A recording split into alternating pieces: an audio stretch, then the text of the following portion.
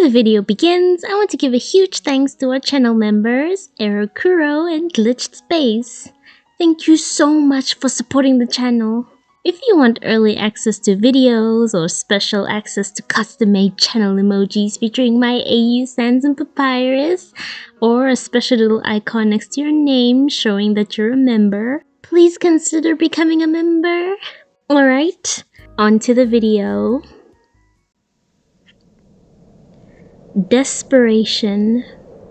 A state of despair, typically one which results in rash or extreme behavior. Dusttale. If you've been in the Undertale fandom for any amount of time, I bet you would have come across this hooded up, edgy, dusty Sans at some point. Most probably in the very popular bad boy group, the Bad Sanses, made up of Horror Sans, Something New Sans, aka Killer Sans, and sometimes not really Error Sans and Cross, and the group being led by the big bad Nightmare Sans. And disclaimer, I mean this all purely from the fanon view, and not saying that they're all canonically approved to be in the group by the creators, okay? The group is a pretty big part of the fandom, and of course that means the individual Sanses in it are a pretty big part of the fandom too. We'll eventually tackle all the members in it individually, but today the spotlight is going to be on this specific Out for Blood, or maybe Out for Dust, Sans. And like with my previous videos, I'm going to try to limit what I talk about only to being what the creators have said. So no fan games, no fan comics, no... Was he an Underverse? No? Good, because I was not going to tackle that anyway. And well, his creator does say some things about him, Sans and other AU Sanses interacting, but we'll get to that later, so stay tuned for that. As always, please use the timestamps if there's a specific section you'd like to view. Now, let's get into it. Starting with his creators. On the Ask Dusttale blog on Tumblr, the person who handles the blog makes it very clear that there are 3 creators behind the AU's creation, but 2 of them didn't want to make themselves known, so we only really have information on the one that handles the blog, being Calvateyla. I think I'm saying that right. But when they were asked how people should credit the creators when they make Dusttale related fanworks, Calva had said that we should just either credit the blog itself or the AU's Twitter page, so I guess I'll just refer to the creators as just like Ask Dusttale or the Dusttale creators, unless it has to do with Calva themselves specifically. Anyway, Dusttale saw its beginning on a South Korean internet forum called DC Inside, specifically in its Undertale gallery section. Also, bear with me on this section, cause as you can guess, this was all in Korean, so I had to use a lot of Google Translate for this, and I have no idea how this site works. So, on the Ask blog, they had explained how exactly Dusttale came to be, and had said in one of their posts, someone had said, "I want to see Sans killing others." Another person drew it out and added, "This Sans killed others to prevent the human from the G route," or in other words, the genocide route. Another one was fascinated by him and added more framework to it. As in his name, his appearance, the AU name, Phantom Papyrus. And another one wrote fanfiction and added more details, like the nightmares he has, the guilt he has, the hallucinations, you get it. And on the DC Inside site, a post compiling links about Dusttale had shown that the original post, I think it's a screenshot of a post, showing someone saying that they wanted to see a Sans that kills. And while I have no idea when that post was uploaded, on February 10th, 2016 is when the official first post for Dusttale was made, with a prototype version of this AU. Uploaded by user Curtis, I think is how these say their name. It is an art of Sans brutally ending the player as they were reaching for the mercy button, and the caption beneath it reads, "As Sans becomes more and more unaffected by resetting and is reset dozens of times, he becomes more and more insane. Now the story is about him killing everyone, including Papyrus, to make it impossible to play the game." In another post by them just an hour later was another artwork of the Sans. The caption for this one reading, "During the battle with Flowey, he was unable to gain the power to save or load due to a strange power, but then he became unaffected by resets. He became exhausted from living alone in a world that is reset and reset forever, and was filled with anger at players who keep resetting out of curiosity. He kills everyone so you can't progress in the game, and then he confronts you as soon as you start playing, making it impossible to play the game." Another post posted a few hours later, which Calva had included in the Tumblr post talking about the origin of Dusttale, was posted by another user who I could only assume was one of the other creators, showing more Sans art, but this time with his iconic dust-covered look. The caption for this one reads, "As the player feels the repetitive resets, they become unaffected by the resets. At the end of the annihilation, or which I'm going to assume is supposed to translate to genocide, he realizes he cannot defeat the player even if he blocks them. Killing monsters to increase your own strength equals more love. Since everyone will die in the end if the player starts killing them anyway, he thinks it's better if he sacrificed the few to save the many.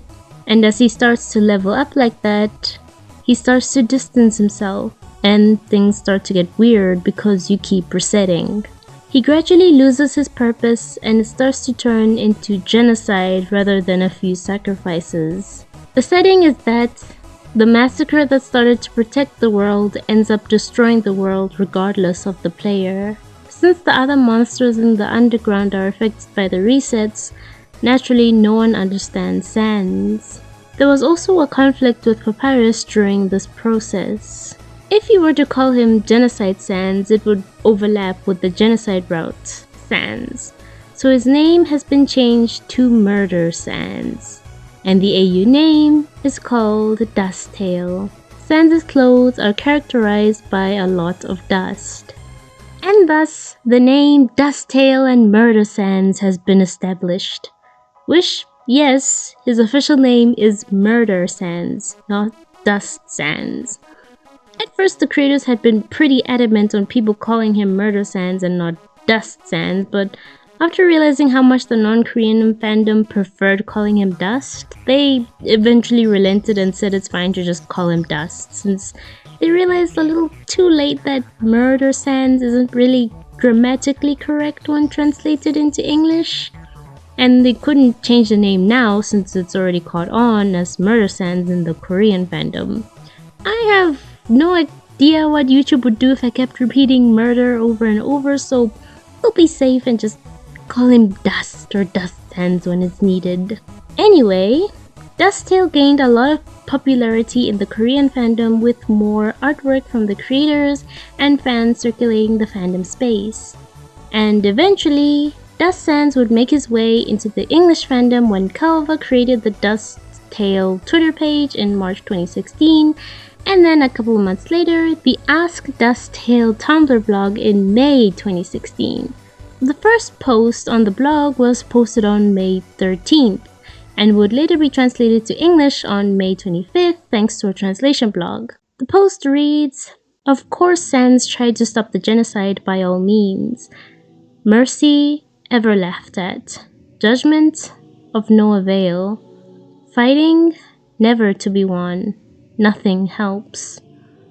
Throughout hundreds of genocides and resets, one day he gets determination to remember what happened, to kill them, to stop them. He plans to just make them tired from dying, like he had in the final corridor, but beyond the resets, with his newly found determination.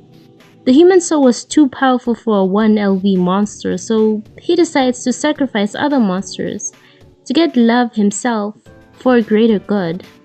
He feels heavily guilty and dreams horrible nightmares of them.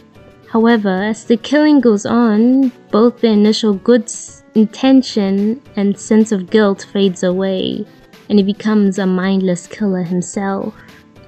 At that point, stopping the human becomes the only thing that matters to him. The others would be reset anyway. His brother is the last monster he would kill, but he does end up killing him as well, thinking it would be less painful to be killed by him than by the human. This is his final mental breakdown, after which he turns insane and is haunted by the phantom of Papyrus. Dusttale Sands is usually called Murder Sands or Moose Sands. His clothes are covered with the dust of those he's killed, and he puts his hood up to keep the dust out of his face. His left pupil is cyan encircled by red, and the right one is only red, which stands for the fact that he's lost the yellow of justice but gained the red of determination. He frequently chatters with the phantom Papyrus, which for others seems like he's just talking to himself. To him, the phantom is a floating bust of his brother with red eyes and the red scarf.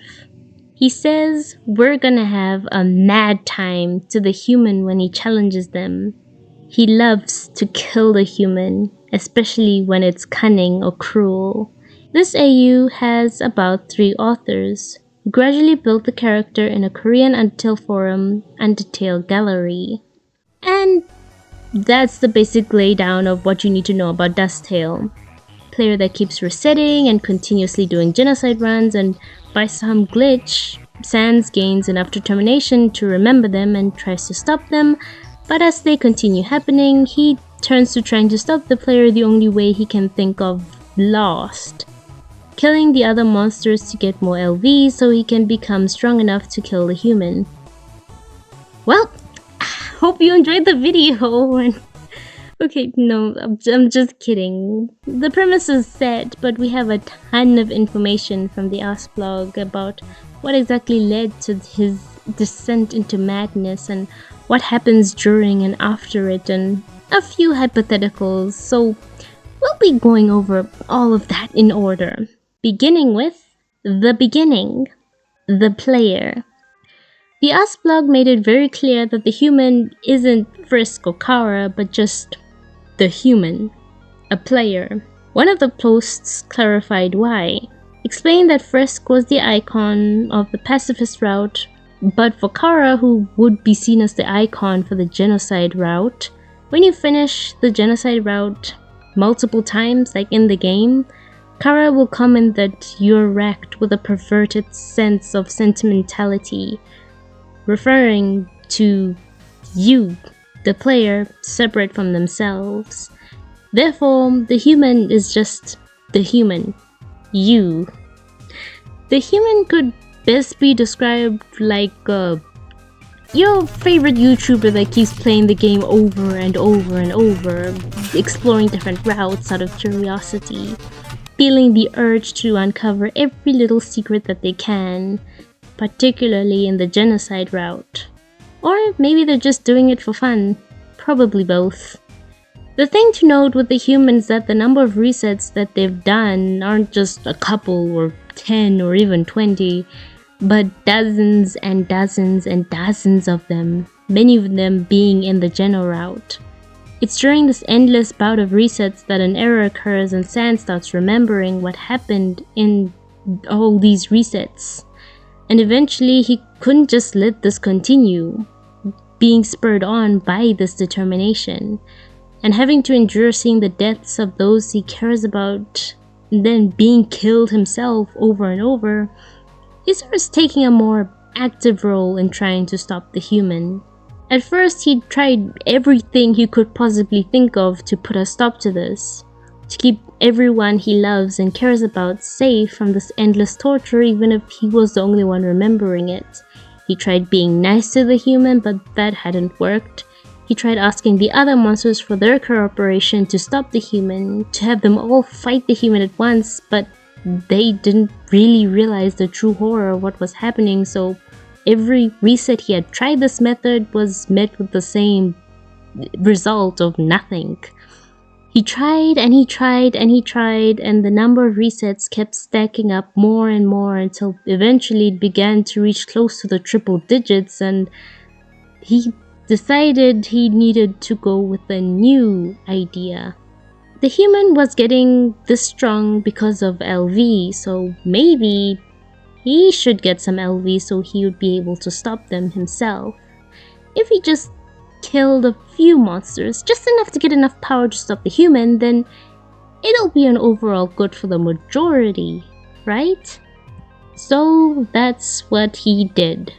It started with just one unfortunate monster in a dark, deserted area and waterfall, and, well, his LV increased, along with his stats, all of them going above that measly 1 across the board that they originally were.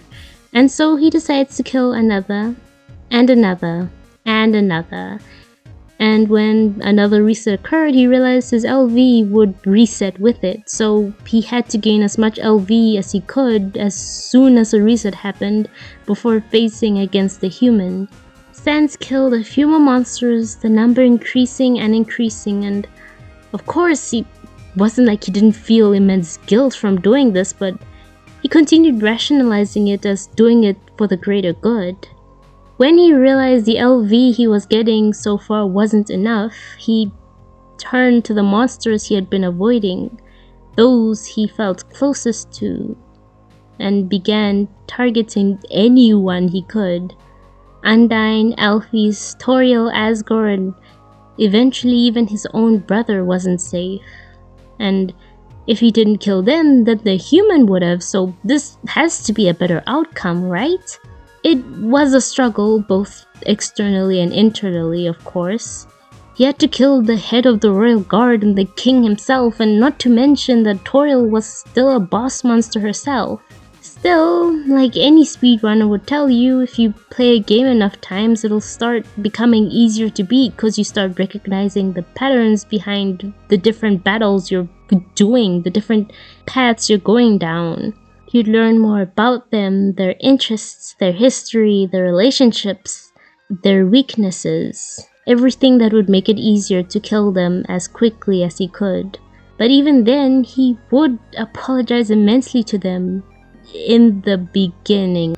After a while, he'd start seeing all these monsters less and less like their present selves and like some past versions of themselves, like some sort of walking corpses, or at least it'll be like looking at his own past, people being clueless and unchanging as he keeps having to change to adapt to this never-ending nightmare. Maybe that distance helps him fulfill this twisted duty he put on himself easier. With each reset, his very morals began to shift. His stance slowly shifted from, I'll kill the few to save the many from the human, to, I need to stop the human at any cost. And it's better that the others die at my hand than at the humans, which would lead to an all-out massacre of the entire underground with every reset at Sans' hand. As most of us know, the yellow soul stands for the soul trait of justice, thanks to the ball game, and in this AU that correlates with the yellow flashes that Sans' eye does along with the cyan.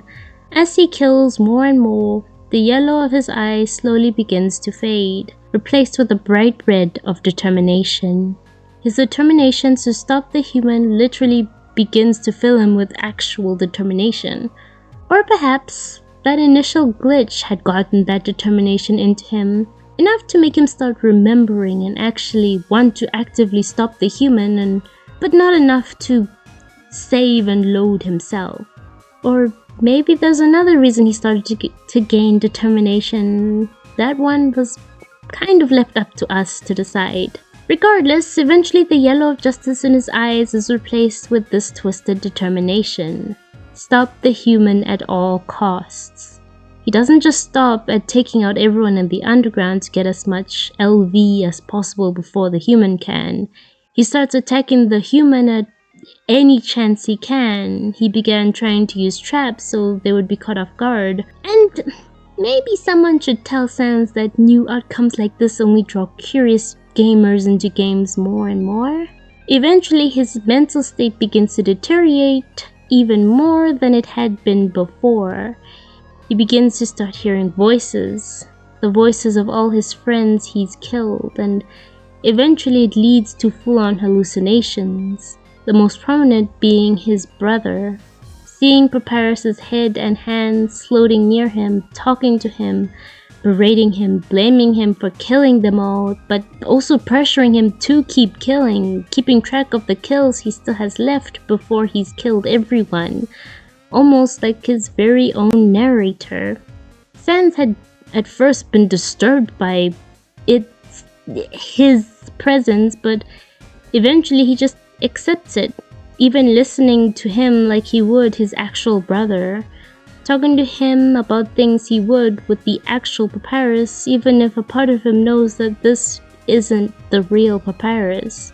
He chooses to believe that Phantom Papyrus is, or he wouldn't be able to cope with it.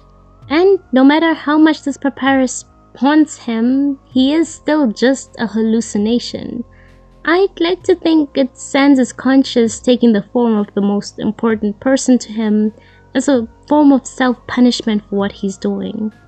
Whether Phantom Papyrus remains with Sans 24/7 after his appearance or only appears after Sans has killed the real Papyrus during a specific timeline is also up for you to believe or choose to believe, or you get it. Eventually, the only thing that Sans could focus on was stopping the human. When a reset happens, he'd immediately take out everyone else to get as much possible XP, so the human wouldn't get any. He'd plan out how he'd be able to catch the human off guard best and as soon as possible, even that being as soon as they leave the ruins, and he'd even be willing to run away in the middle of a fight if he was close to death, so he could heal and go right back to fighting the human as soon as he was back to full strength. He'd even figure out where the save points would most likely be by observing the areas the humans seem to get determination from most, and making it so they couldn't get determination from them anymore, by either destroying the area or killing them in a particularly terrible way repeatedly near it, so it couldn't be a place the human could feel determined at. But no matter what he does, his determination would never be able to match that of a human, so he'd never be able to take control of the saves or load or reset functions. And if he killed them, he'd simply wait until either the next reset happened or nothing. Sans and the human would just be stuck in an endless loop at this point. Even if the human did decide to switch to being a pacifist, Sans would have zero trust in what they would do, so would continue with his own genocide as soon as a reset happens to take them down. And in a true pacifist route, even Flowey's memory gets completely wiped, and Sans doesn't want to risk losing all his memories, so he doesn't want to chance taking the true pacifist route. If they had tried offering a truce, Sans would never truly accept it, either immediately rejecting it from his distrust of them and to mirror all the times he had tried peacefully stopping them during the many resets of the past but was rejected by them, or pretend to actually accept it, the truce, and eventually backstab them. Sans would never be able to return to being the Sans that he used to be before this whole disaster began. And Sans begins to realize that he starts looking forward to the human coming. He'd actually start missing the human if they didn't appear for too long. Not from affection or anything, but because he'd literally have nothing else to do otherwise. Not just that, he begins to feel a slight enjoyment from the act of leveling up to prepare for the human. If the human stops coming, then he would have achieved his goal of stopping them, but then he'd have no goals left. He hates killing all the other monsters, but at the same time, he doesn't. He enjoys it and he hates himself for enjoying it. He hates himself for all that he's done, and he doesn't like the past him, but he wants to go back, but even if he had the chance to go back, he wouldn't accept it. About a walking contradiction. Even if the human did decide to leave this game with one more reset, Sans would have already taken everyone else down before he could realize the human wasn't coming back, so he'd just be left in a dusty wasteland that is now the underground, simply waiting indefinitely for the human to return. He still wouldn't be able to reset even if the human isn't here. He'd simply do what he's always done when the human hasn't reset yet. Wait for the human, read some books, wait for the human, patrol the underground, wait for the human, talk with Phantom Papyrus, wait for the human, take a nap, wait for the human, drink, wait for the human. You get it. And also he wouldn't end his own life since he feels he has to continue doing this. His guilt driving him forward to take responsibility for his actions. And even if the determination in monsters isn't as strong as humans, and he did decide to give up, Dusttale had said he'd still fulfill his responsibilities regardless. Plus, he wouldn't think he deserved something as peaceful as an end like that. So, what happens afterwards? After he kills the human and they just don't return? Maybe the underground would collapse as a result of the player deleting the game for good.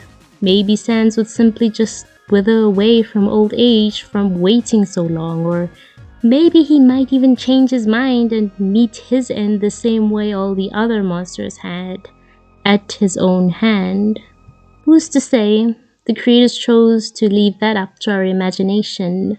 Then you might be asking, is this just how Dusttale is doomed to last forever? Just some sick genocide loop? Well, there is one way to break the cycle, which I had mentioned before. The very thing Dust was right to be wary of when it came to a true pacifist run. A complete wipe of the game.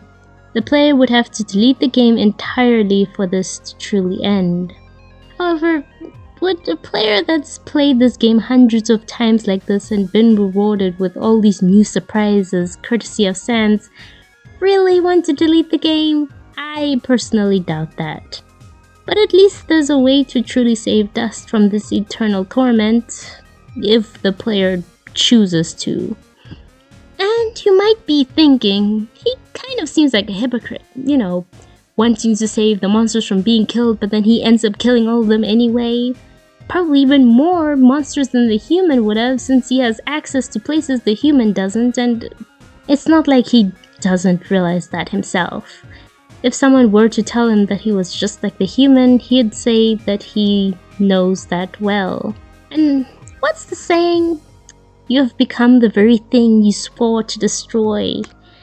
I didn't know how to slide this in naturally, but Sans does eventually start speculating that he must be in some kind of game, or at least this whole situation feels like one. And he also eventually starts calling the human not just human, but also the player. And to add another layer to not just seeing this as a game and the separate fact of slowly beginning to enjoy this, there are moments, under the weight of his responsibility, he sees this as some kind of PvP game against the player, which that's not. And the thing I find most interesting about Sans is that even if he was given the choice to escape the cycle, he would choose just not to. Not even just going back in time, but if he was literally given the choice of being removed from the Dusttale universe, it's confirmed that he would choose not to take it. And even if he was taken out of it, he'd do anything he can to return to it. Even if he did leave his AU, his attitude, the whole killing thing, wouldn't be something he'd do outside of it. His sole purpose now is stopping that specific human in Dusttale, so any other AU is of very little interest to him. Hell, he wouldn't even go on a human murder spree if he did end up in an alternate universe where the monsters were on the surface with humans. He wouldn't think the humans are good by any means, but he just wouldn't see a point in killing them or anyone else. He only really has a grudge against that one specific human in his underground. And since he only needs the XP of his own universe, getting XP outside of it is pointless in his mind, so it just wouldn't be worth the effort. And also, other AUs aren't his jurisdiction, so if he was outside of the Dusttale universe and stuck in another, he'd just sit tight and do nothing, since he has no goal outside of his AU if there's no way for him to return to it. It's another story if the player somehow managed to hack Dusttale to end up at the end of the true pacifist route and got everyone to the surface.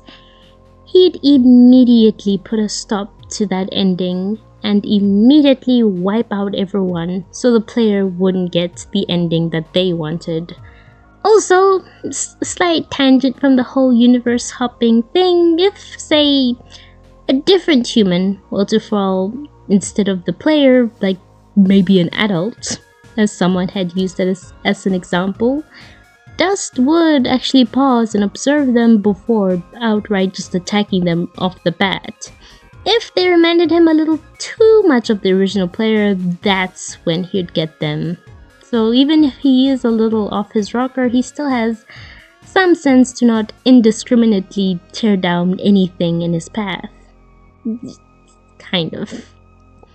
Anyway, returning to the multiverse thing, while the Ask Dusttale blog had been very adamant on not answering anything related to AUs before, during the early to mid dates of March 2021, they had a change of heart and decided they would start answering asks that had to do with Dusttale and other AUs, and people really went all out on the questions on those during that time period. While I would have preferred to stick to just talking about Dusttale related information, since one of the creators is actually answering these, I don't think there's any harm in tackling a few of them, right? And before we get into this, the creator that runs the blog had made a post on June 6th, 2021 saying that it had been a long time since they lost contact with the other creators and since the blog was made. That Dusttale is just a very basic structure of an AU that they were filling with their own interpretation, so people shouldn't take their thoughts as completely correct, but to only use their answers as a guide. So please bear in mind for everything I've said showing the responses.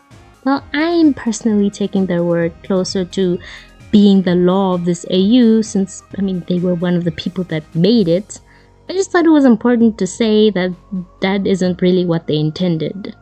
Now, before any specific individual takes in terms of AUs, Dust's general views on any other alternates of himself would depend on one thing above anything else: their opinion on the human. If they trust the human, he would hate them, but would also feel jealous of the happiness that they have that he doesn't. If they're also doubtful and wary of the human, then he'd think well of them, but also feel sorry for them since he wouldn't want them to be in the same situation that he's in. If, say, someone from another AU were to come to Dusttale and offer to help him to stop the human and keep him company, then he'd accept it, but he wouldn't truly feel at peace with it, considering he'd still have a guilty conscience over his past actions. Now onto the big question. We now know Sans wouldn't want to actually harm anyone outside of his AU, so how exactly would he ever agree to being in a group like the Bad Sanses? Also, before we answer that, Us Dusttale had made a post saying that they were thankful for whoever decided to put Dust into the bad guys, into the big bads of the multiverse, so pretty obvious they have no real negative feelings on Dust being a bad Sans, even if it conflicts with his characterization.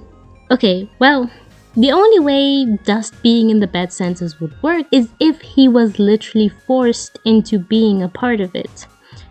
Say if one day Dust managed to kill the human and they just stopped coming, and Nightmare were to appear and offer him a spot in the Bad Sanses. Dust would just flat out refuse.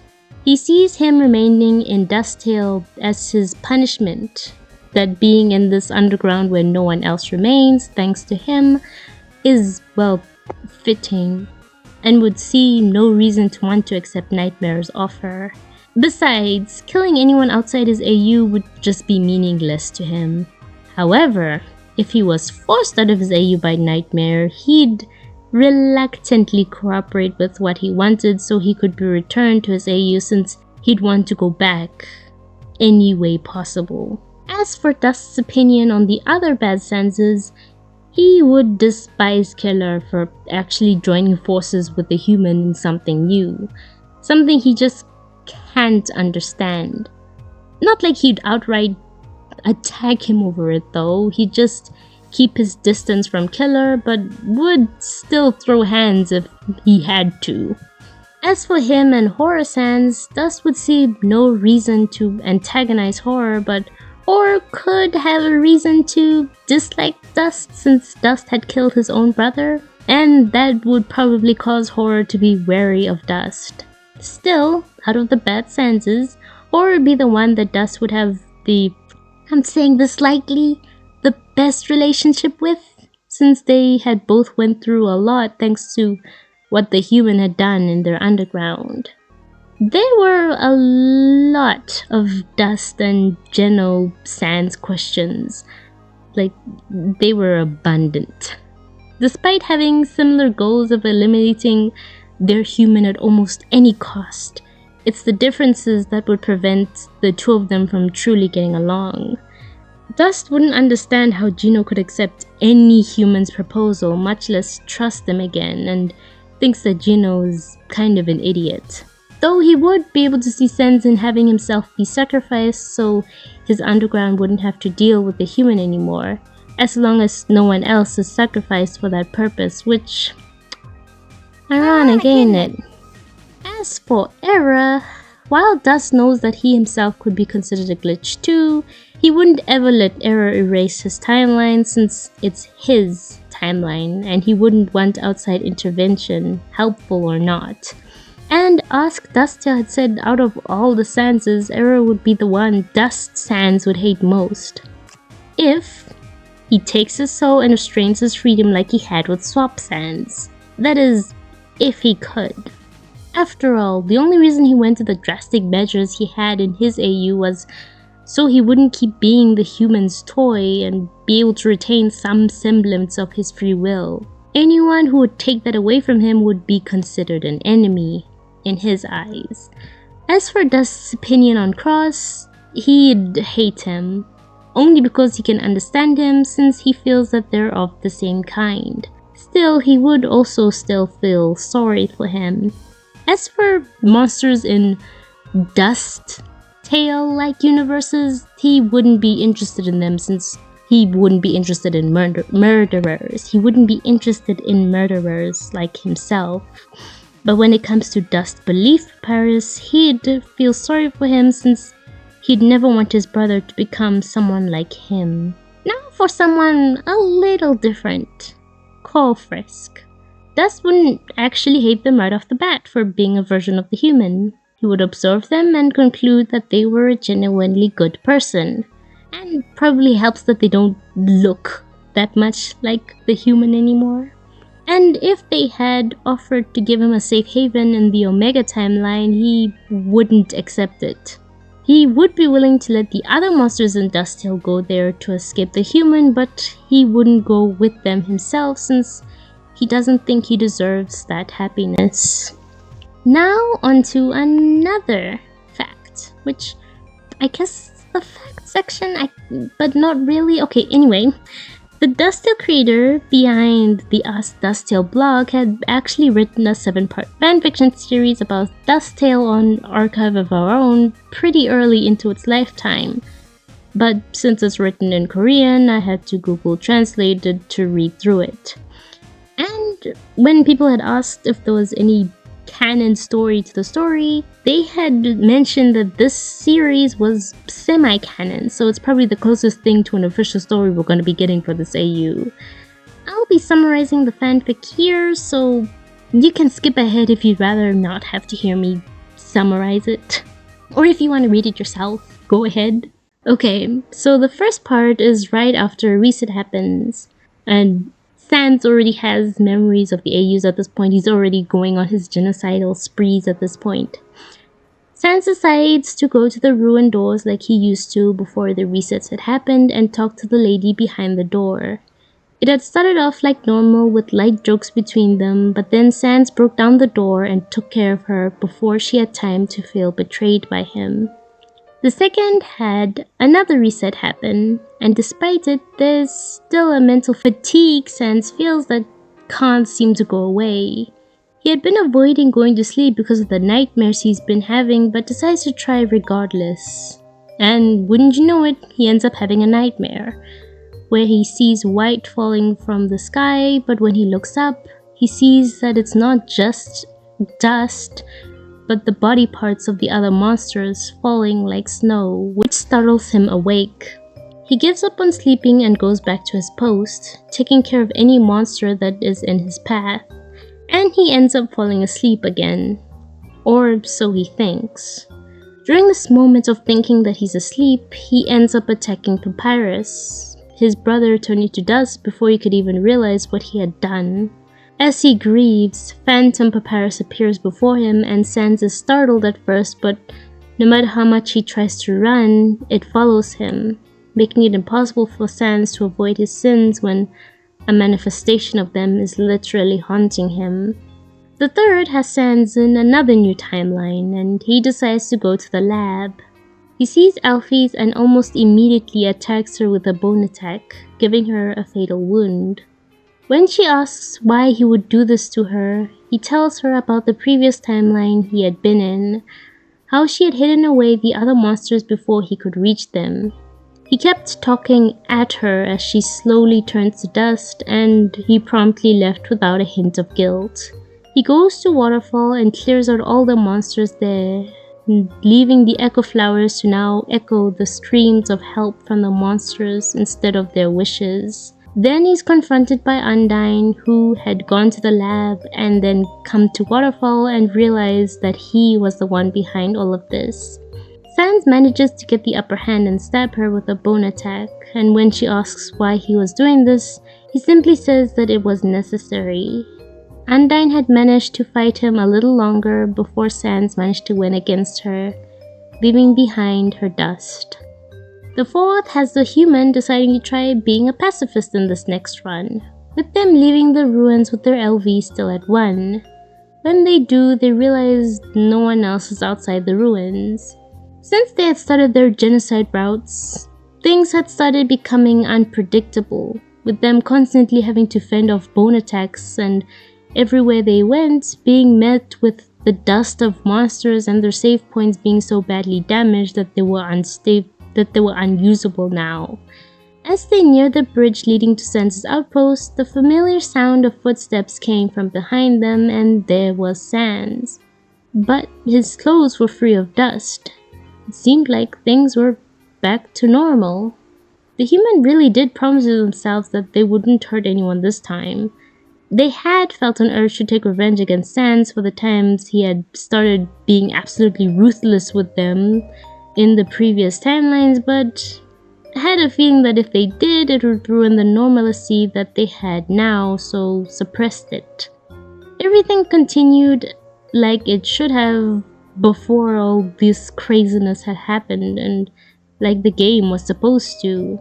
They continued on to Snowden, got past Papyrus peacefully, and gone to Waterfall, where Sans was at his post and offered to go to Grillby's with them, which they agreed to.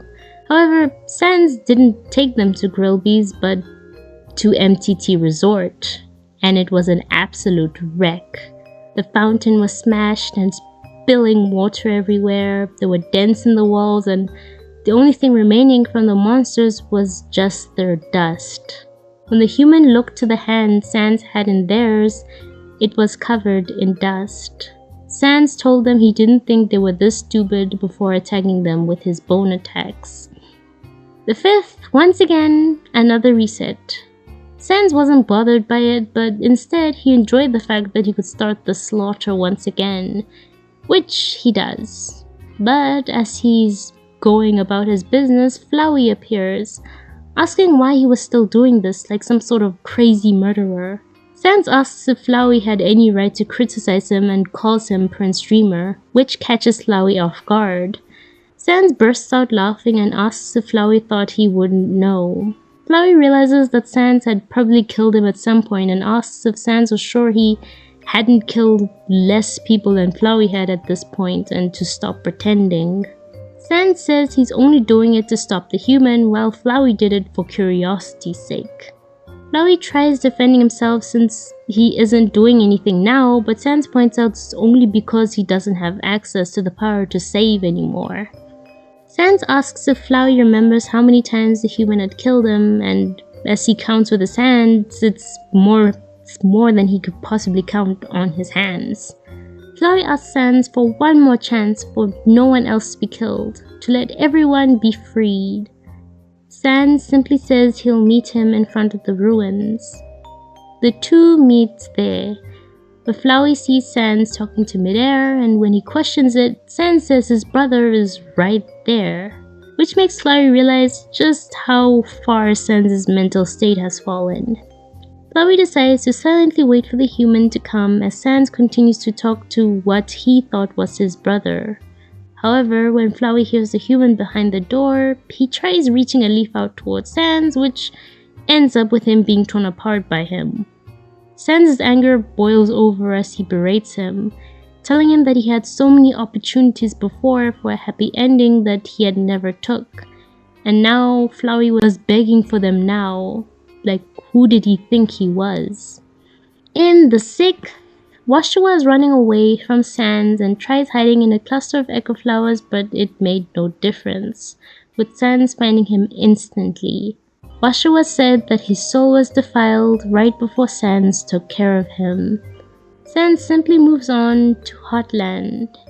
As he's making his way there through Waterfall, he talks to Phantom Papyrus, asking to take a break, but Phantom Papyrus asks if he's already tired and calls him lazy. As they walk through Waterfall, Sans sees an umbrella and picks it up.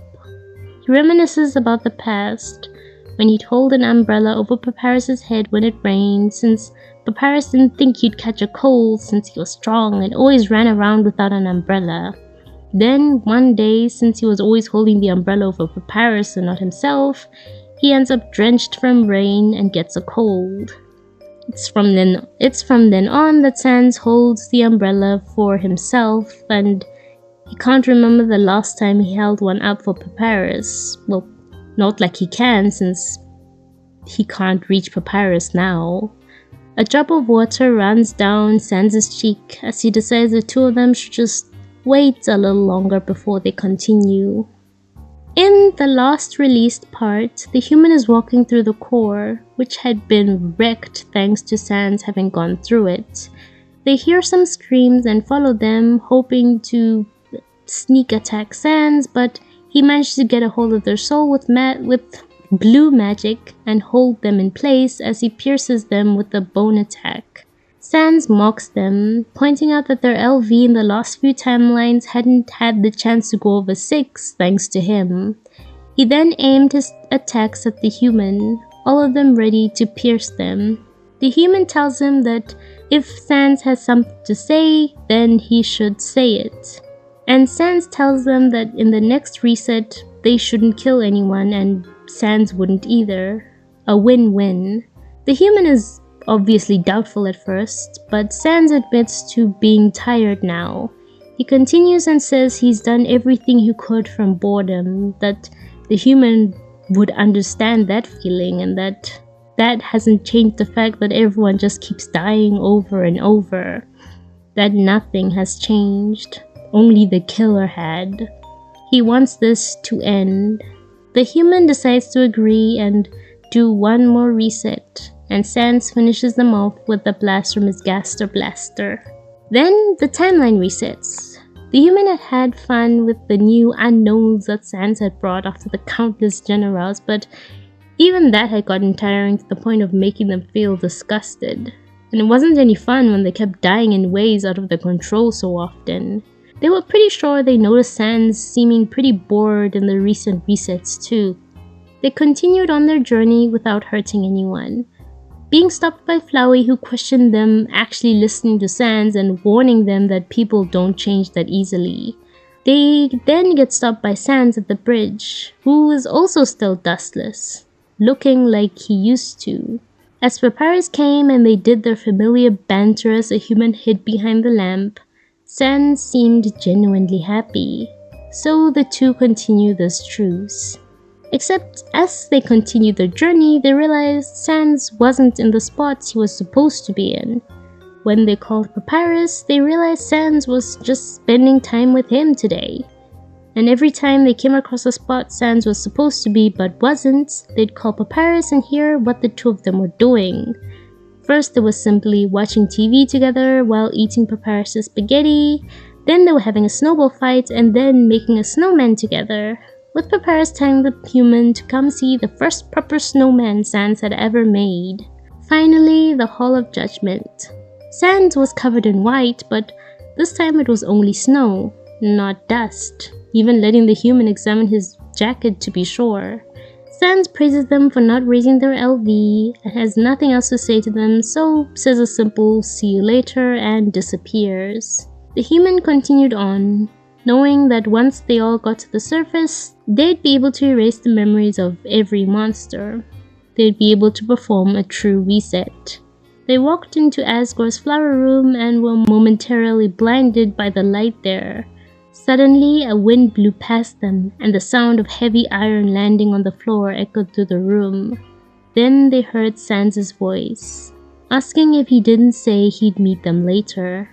Asgore's cloak fluttered to the ground as Sans stood on a pile of dust. Sans thanks the human for letting him have fun with his brother again, then says they didn't do it for good intentions anyway, right? And that the person who betrays first in these kinds of situations always wins. Then a purple glow appears, and the end. On the topic of things the Ask Dusttale owner has written, they'd also written something pretty recently, if you classify the beginning of 2022 as recently at least. Basically, an unofficial ending for Dusttale, written in Korean, featuring Underfell Sans and Dusttale Sans becoming friends? Well, becoming something to each other. It starts by asking the question, who judges a judge? Then goes on to talk about how Sans is both a judge and a sinner, and that a part of him longs for someone who would be able to judge him, but there was no one in his underground who could. Then suddenly, a new passageway appears in the Dusttale universe, and curiosity leads him to going into it. He ends up in Underfell. Thanks to Underfell always having a scripted happy ending, the judge in this AU never has to worry about a human going on a crazy genocide route. Underfell Sans senses something is wrong and goes to where it is and finds Dust Sans, seeing his disgustingly high level of LV and seeing him covered in dust. It would have been a welcome meeting for Dust since he had gotten used to seeing no one else in his underground anymore, but of course Fel wouldn't just ignore a threat like this. So they fight, with Fel throwing the first attack to try either scare Dust Sans away or kill him in fear of Dust being a threat. While Dust had wanted someone to judge him, he couldn't actually let it happen. He still had his responsibilities after all. So the two go all out in fighting. Other monsters start gathering from the commotion, and Fel starts to realize Dust was actually making sure none of the attacks were hurting the other monsters. He stops fighting him and demands an explanation, but Dust makes his escape without explaining anything. After a while, Fel goes into Dusttale for reasons even he isn't really sure of. He sees the state of it, quiet, lonely, and dusty. He goes to Grillby and finds Dust there, wearing a bloody coat and injured. Fel tries to treat his wounds, but Dust refuses to let him since his wounds would disappear when the human resets, but Fel insists and treats them regardless. Val asks what kind of guy he is, and Dust confesses everything, waiting for his judgment, but it never comes. Instead, the two become friends. After lots of things happen between them, Dust asks Val to become his judge in case he goes completely mad, and Val reluctantly eventually agrees to do it. Then it happens. After many resets, Dust begins to become consumed by madness, forcing Fel to have to judge him. However, when he does, an error occurs on Dusttale that causes the timeline to collapse. Fel ends up banished back to Underfell since he didn't belong in Dusttale, and he wishes his friend a long overdue rest. However, the timeline is restored and Dusttale is returned to how it used to be, thanks to the humans wanting this to continue and the cycle repeats again. While Dust had forgotten everything that had happened between them, Fel still remembers and their relationship continues until Dust can finally find eternal, true rest. Which is a really bittersweet ending. When I had finished going through the Ask blog, I couldn't help thinking of the mindset where you feel like you have to do something even if it becomes detrimental for your health. I cannot for the life of me remember what it's called.